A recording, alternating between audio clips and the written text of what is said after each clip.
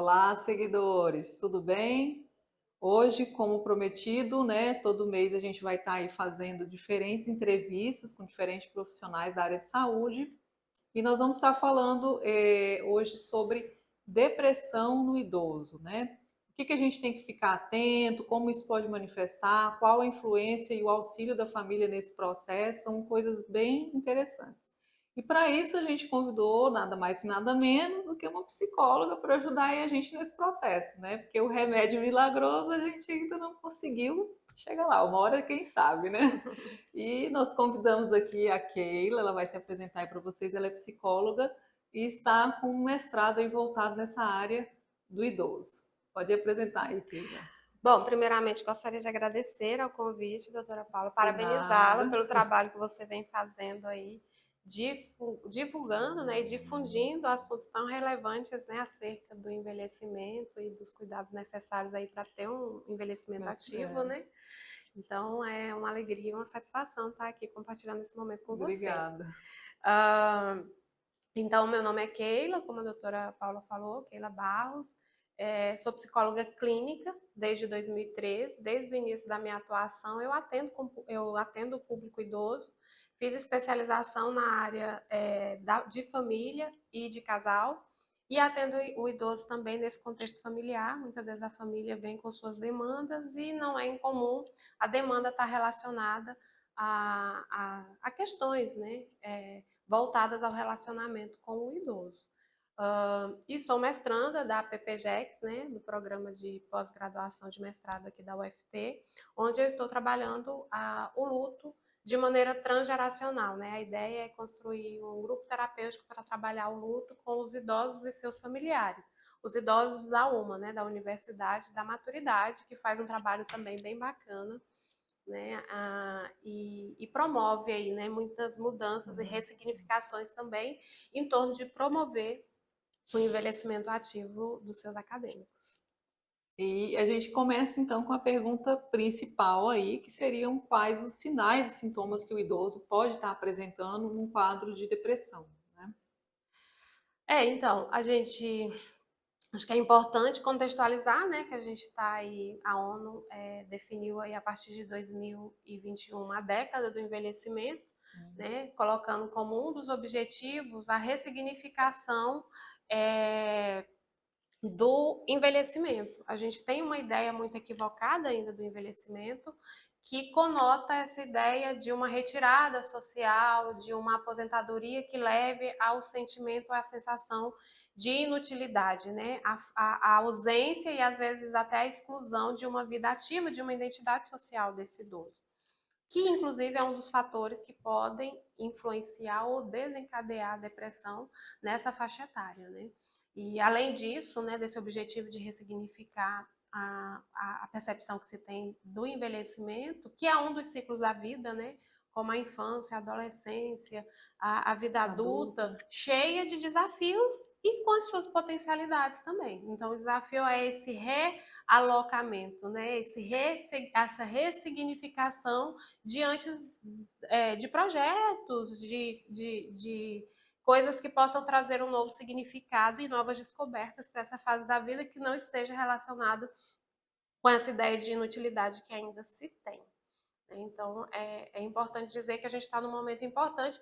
O IBGE, né, prevê que em 2060, de 4 brasileiros, um seja um idoso acima de 65 anos. Né? Essa população, a expectativa é que dobre até 2060, em 2060, na realidade. Então, a gente precisa estar atento, né, às especificidades dessa população. Então, a depressão, né, os sintomas clássicos da depressão, eles se baseiam principalmente numa mudança de humor que está relacionada a uma tristeza, uma melancolia e uma sensação de desesperança profunda, que geralmente afeta principalmente a motivação de fazer atividades que antes eram prazerosas. E aí isso interfere em outros fatores, né? O sono, a alimentação, a libido, né, que é um outro fator importante, que é importante a gente falar sobre, né, a sexualidade na velhice é algo extremamente normal, saudável e necessário, né, uma continuidade da vida, o envelhecimento, e não uma conexão com a morte, que muitas vezes a gente faz socialmente essa ideia, né, de que quando a gente envelhece a gente só tem que esperar a morte chegar como se a vida parasse, né? Na realidade não é bem por aí. E o idoso, principalmente por essa questão cultural e da educação que teve, o idoso de hoje teve uma educação muito tradicional e restrita, não teve Uhum. uma educação emocional, né? Então, geralmente, a pessoa que hoje é idosa, ela não tem facilidade, né? Ou às vezes nem fala sobre o que Sobre sente, si. sobre as suas emoções, sobre as suas angústias, né? Se tem uma ideia de que vai dar trabalho, de que vai, enfim, trazer complicações para os filhos, para a rede que está à sua volta, né? Então, é muito difícil esses sintomas aparecerem a partir da fala, né? Do idoso chegar e falar que está sentindo coisas que não sentia até algum tempo atrás. Então, geralmente, isso aparece muito no comportamento. Né? De maneira muito sutil na maioria das vezes, né? Então é uma falta de ânimo e de energia para fazer coisas que antes eram prazerosas, é uma alteração no sono, né? Na alimentação, queixas que não existiam antes de algum desconforto, é, de alguma doença, né, que não aparecia com tanta recorrência, né, dores de cabeça, doenças estomacais, que estão muito relacionadas com a influência psicológica, né, desse mal-estar. Então, as pessoas que estão com o idoso ao seu redor precisam estar muito atenta à sutileza que realmente Uhum. esses sintomas aparecem, que geralmente estão relacionados a mudanças no comportamento do idoso, né? E que a família, as pessoas que estão ao redor precisam realmente ter muita atenção aí, sensibilidade, né? É, Para para perceber essa perceber. sutileza. Tomar cuidado também, gente, porque o idoso, assim, como ela falou, são bem sutis, ele às vezes não chega, como ela falou mesmo, tem dificuldade de expressar o sentimento, chega para você na família chorando aos prantos. Ele não vai chegar assim, dificilmente, tá? E essa sutileza também ela é importante ser detectada, porque o risco do suicídio no idoso ele é maior do que no adulto jovem, né? Porque eles têm a ideia de que já perderam valor, que isso não vai fazer diferença, né? Então, eles tendem a cometer mais suicídio do que um adulto jovem. Isso é importante para a gente evitar esse desfecho aí, que não é algo que a gente espera e nem que a gente deseja. E associado à questão da depressão, a gente sabe que a gente tem o tratamento medicamentoso. Mas o medicamentoso ele não é 100%, né? Se fosse todo mundo, estaria sem depressão e hoje a gente sabe que é uma doença que está altamente prevalente em qualquer faixa etária e que o tratamento não é tão simples assim, né? Não é simplesmente eu vou lá, tomo uma pílula mágica, estamos resolvidos, tudo ok, virou a chave, não, né?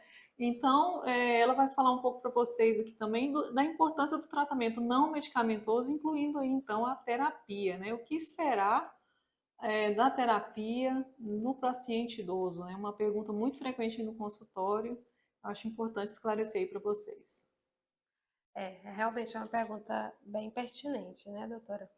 Ah, Você tocou num ponto que é muito importante, nessa questão do envelhecimento, que conota essa inutilidade, acaba tendo um agravamento desse fator dentro do quadro depressivo que pode levar a um quadro de suicídio, né? A ideia de que não serve mais, de que dá trabalho, né? De que está dependendo de outras pessoas. E aí, de novo, acho que é importante falar sobre a cultura da educação, né? A educação tradicional tem muito esse viés de não validar os sentimentos e as emoções, né? Uhum. Nós, né, eu ainda escutei muito isso na minha educação, a gente escutou muito frases como engole o choro, é bobagem, né? Você precisa ser forte, levanta, sacode a poeira, né? Então, é um aprendizado que ressoa na nossa estrutura. Então, a educação emocional é uma realidade de pouco tempo para cá, na realidade, se É. fala sobre isso, e que principalmente as pessoas mais idosas, elas têm uma resistência maior, até por conta dessa estrutura mais é, formada, digamos assim, dentro de uma educação tradicional, do que de outras formas que prevêem esse acolhimento, essa legitimação dos sentimentos, das emoções e, consequentemente, das doenças relacionadas aos Uhum. fatores emocionais. Então, a gente tem um tabu social que dificulta muito o tratamento. Outra frase que eu escuto muito é: isso é coisa de fraco, né? Depressão Exatamente. é coisa de fraco. Isso não existe, é coisa de fraco, né? Isso. Então, assim, É, outro tabu, né? exatamente, é fraqueza, é É frescura, é falta de frescura. fé. Então, assim, não se tem uma compreensão de que é algo patológico, que, como bem a doutora falou, exige um tratamento complexo, não é simples, né? Bauman, ele traz muito essa concepção de que a gente busca resultados mágicos, né, para as nossas demandas. A gente quer uma urgência e uma aceleração. Então, a gente quer um resultado, mas a gente não quer vivenciar o processo. A gente quer chegar no topo da montanha, mas a gente não quer vivenciar o processo e as dificuldades, e imprevisibilidades, inclusive, que a gente vai vivenciar, né, nessa escalada para chegar no objetivo que a gente deseja. Então, é importante falar sobre isso, e aí, mais uma vez, parabenizo você, né, por esse espaço, porque é importante contribuir para a mudança desse tabu, né, e desse estereótipo que ainda se tem sobre a doença mental. Então, a gente está falando que o idoso ele é mais propenso a um quadro depressivo mais grave por conta dessa retirada social e dessa limitação.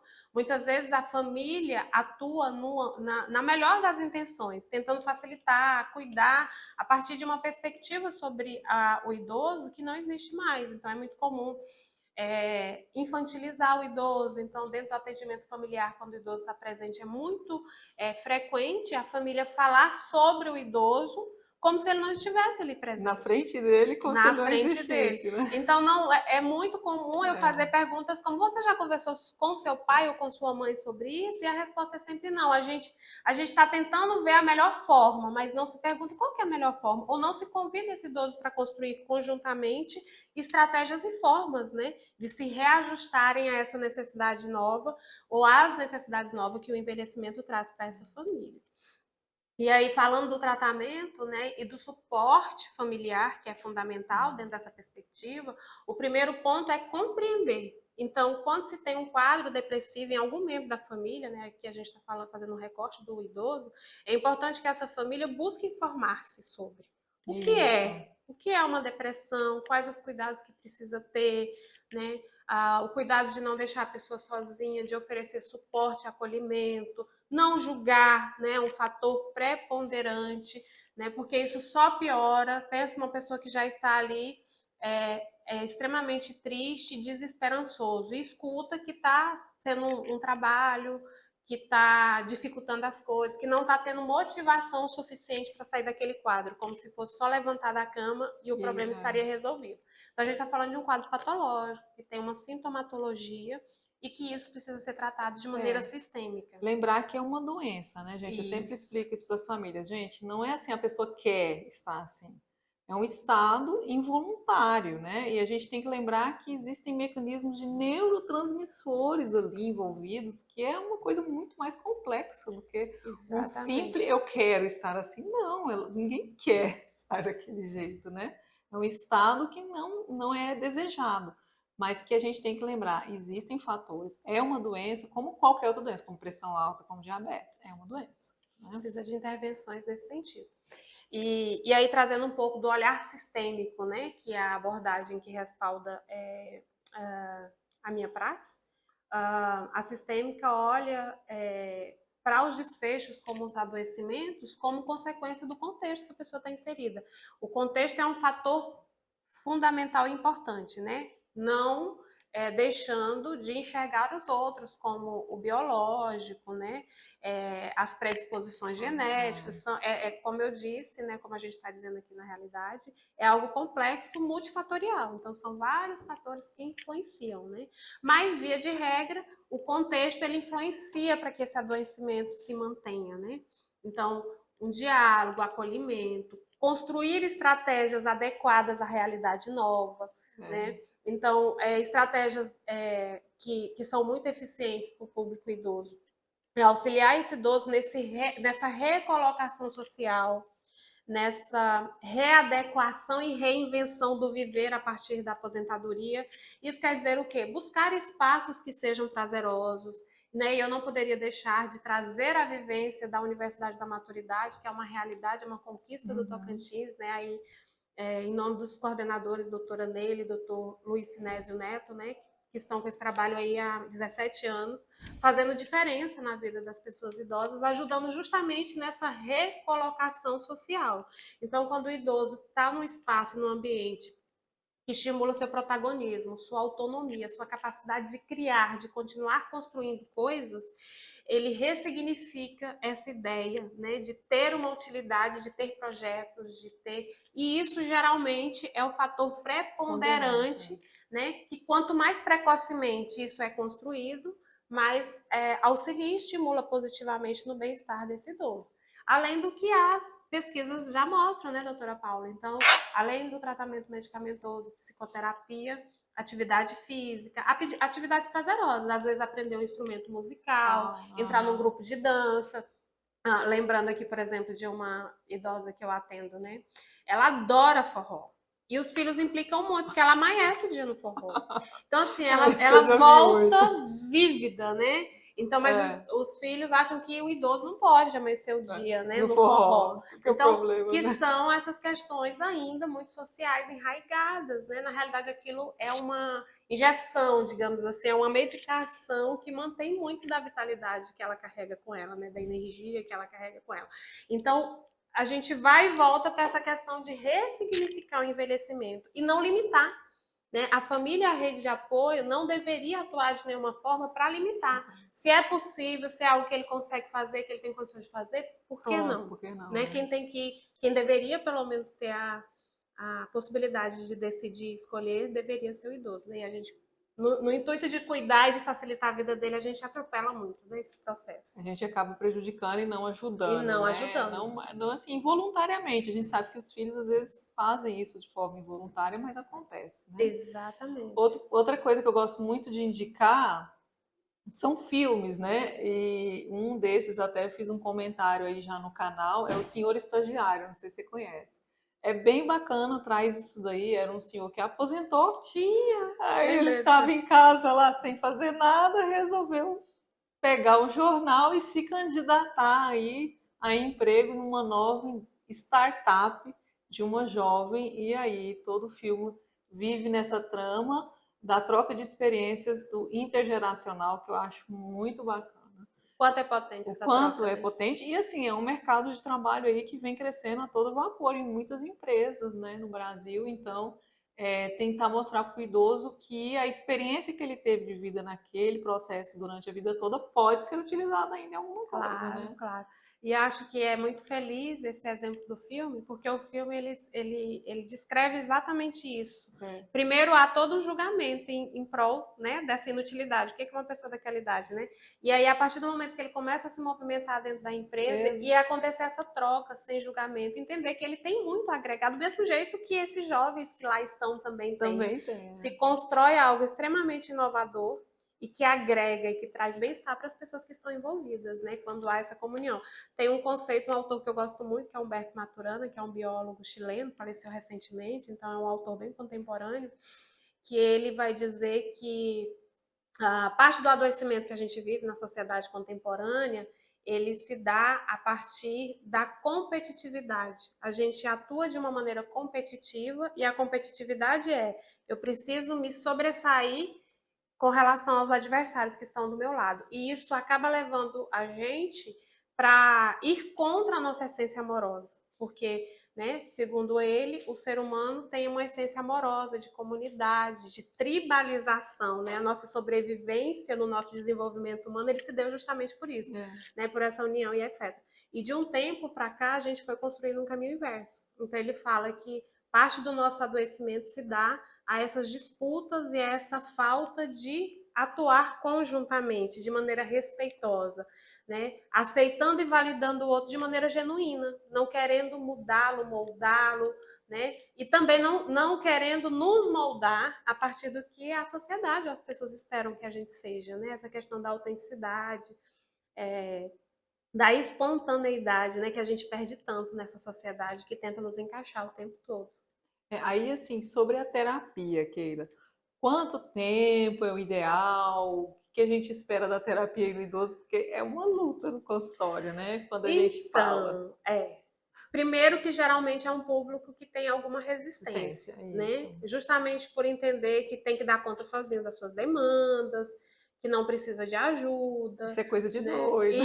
Isso, que é coisa de doido. É outra Então tem um coisa. fator social que geralmente para essa geração idosa é muito mais forte, né? Que das gerações novas ou das gerações posteriores.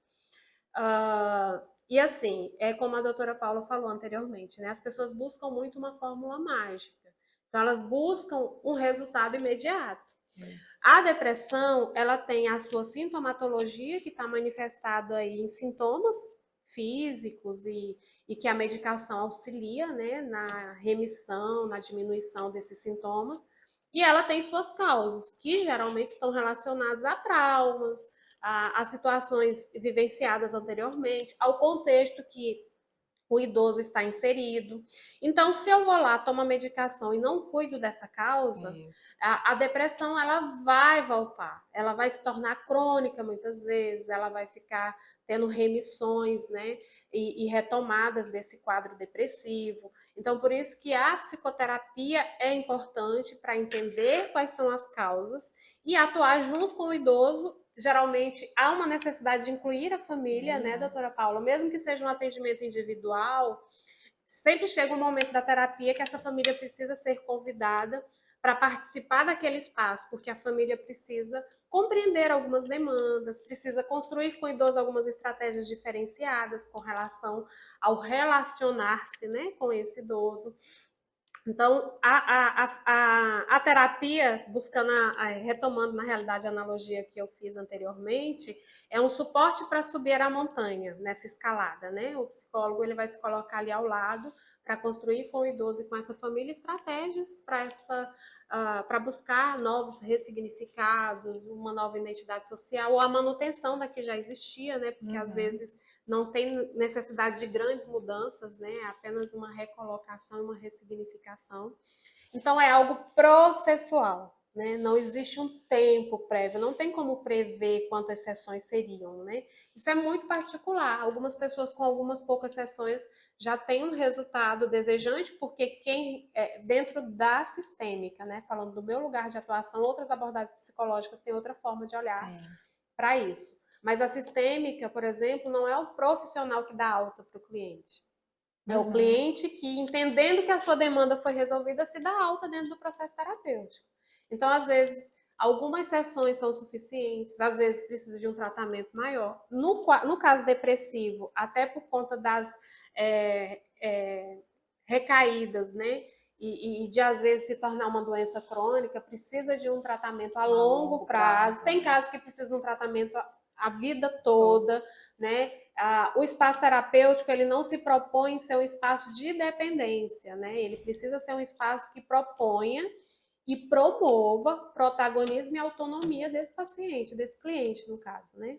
Porque não é para que essa pessoa fique dependente desse espaço, é para que esse espaço seja um espaço reflexivo para que ele busque meios de desenvolver sua autonomia e seu protagonismo na vida, né?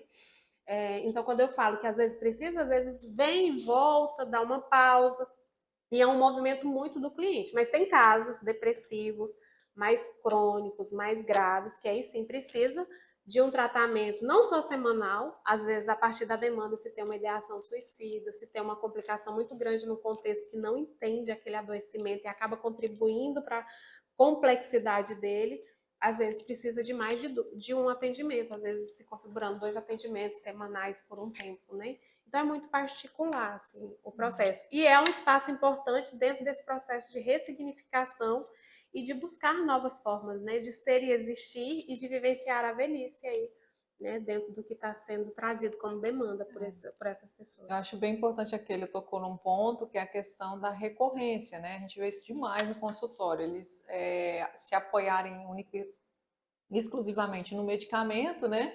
E aí volta, ó, no começo até que foi bom, doutora, mas agora, mamãe não sei o que, ou papai não sei o que. Não é a realidade do medicamento foi falha terapêutica. Na realidade é que o medicamento é um auxiliar, né? E que o problema, a raiz, ela não foi trabalhada. E lógico, ele também não vai conseguir sozinho trabalhar isso daí, que a gente não sabe quais são é, as demandas do passado que vai vindo ali na pessoa, que ela não consegue controlar e consegue resolver sozinha, né, gente? Precisa, assim, do auxílio de um profissional para tentar resgatar isso daí e trabalhar isso em conjunto. E aí, como finalização, queria que você deixasse aí uma dica, né?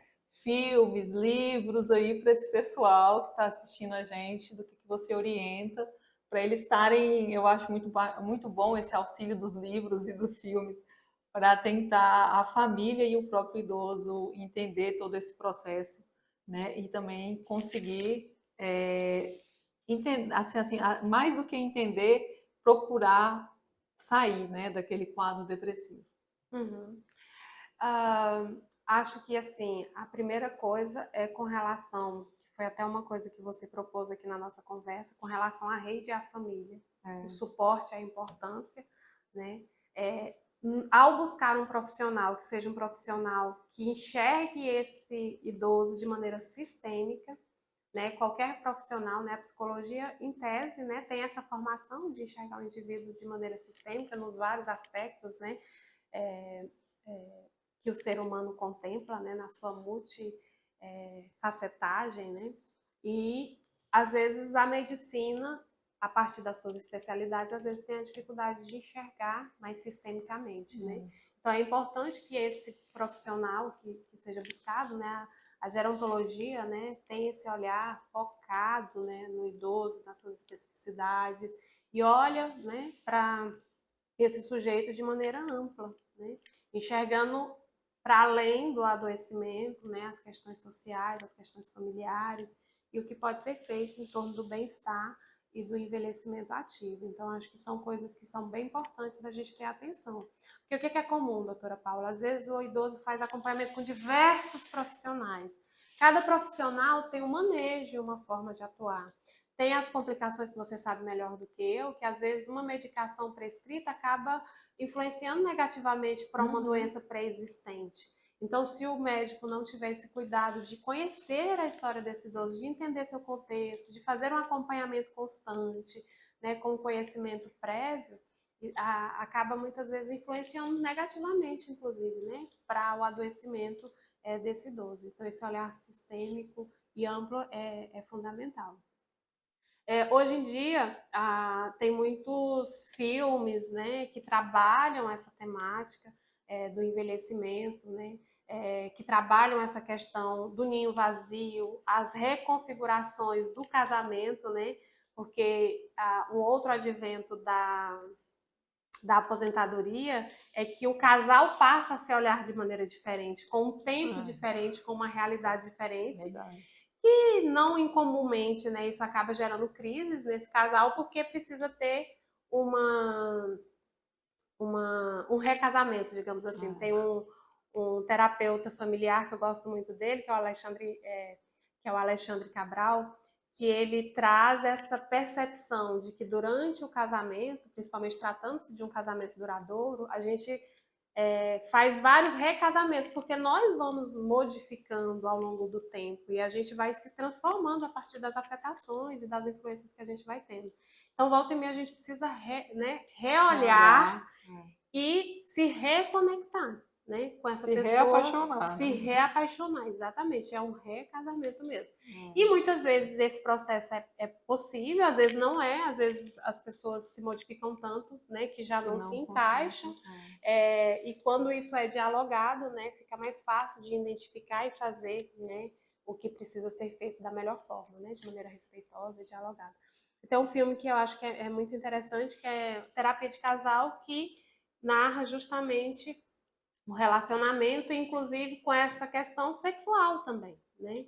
Como vivenciar a sexualidade na velhice. Os tabus são muito grandes. Geralmente os homens têm mais dificuldades de lidar com essa mudança na sua virilidade, né?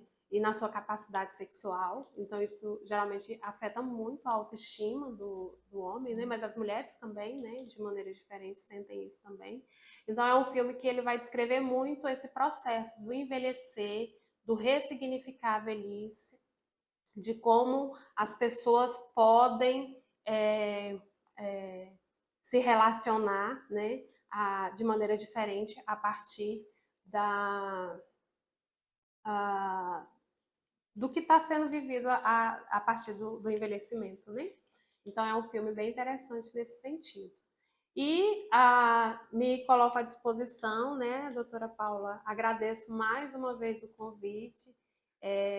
Acho que espaços como esse fazem a diferença socialmente, né? Se cada um fizer a sua parte, compartilhar o que sabe, difundir conhecimento, né? Estava conversando antes da gente começar aqui com a Raíssa, né? Já agradeço, né, o suporte técnico dela aí na nossa entrevista. Falando, né, que assim é uma realidade que as pessoas idosas estão mais conectadas, né, estão buscando esse acesso, estão pesquisando, estão acessando, né? Claro que é um público que ainda tem suas limitações, até porque não tiveram essa vivência com as tecnologias como nós tivemos, né, de uma maneira diferente. E é muito importante, além de que os cuidadores, a família, quando tem acesso a essas informações, né, difundirem. Por exemplo, lá na UMA é muito constante os idosos irem para lá a partir dos filhos, dos netos, que ao identificarem um espaço como esse, né, que potencializa o envelhecimento ativo e dinâmico, e que impacta tão positivamente no bem-estar e na qualidade de vida do idoso, os levam, né? E aí, a partir dessa conexão com o estudo, há essa conexão tecnológica também. Então, é um espaço muito potente aí, e que eu não poderia deixar de parabenizá-la mais uma vez aí pela manutenção dele. Obrigada. Eu que agradeço você ter aceitado o convite, estar disposta aqui a fazer esse vídeo com a gente, né? E acho que é isso, o meio de comunicação, ele veio aí justamente, eu fiz esse canal, ele nasceu dessa maneira, né? Eu fiz até um vídeo no Instagram recentemente, a gente completou 1000 inscritos no canal, falando que começou assim uma forma despretensiosa, né? Foi justamente nessa intenção de esclarecimento mesmo, porque eu recebia várias perguntas iguais, de filhos e netos e idosos diferentes. E eu falei, poxa, já que eu tenho que responder elas, né, e são tão semelhantes, por que não fazer um canal falando sobre esses assuntos que são tão recorrentes? E aí foi surgindo outras ideias de entrevistas, de, né, pessoas que possam estar agregando aí valor no conhecimento, que ele nunca é demais, né? Quem sabe, sabe que a gente nunca sabe nem metade do que precisa, né? Então, agradeço sim sua parceria, sua presença aqui e que venham as próximas conexões aí para a gente manter essa parceria. Isso Quem mesmo. gostou do canal aí, quem gostou do vídeo, dê seu like, faça seu comentário se tiver alguma pergunta a mais aí que não foi falado aqui, né? A gente fica aberto aqui a responder. Eu falo com a Keila, ela responde aí pra gente, tá bom? E que vocês sigam aí na ativa com a gente para os próximos vídeos aí que virão. Até a próxima, gente. Até a Tchau. próxima, pessoal.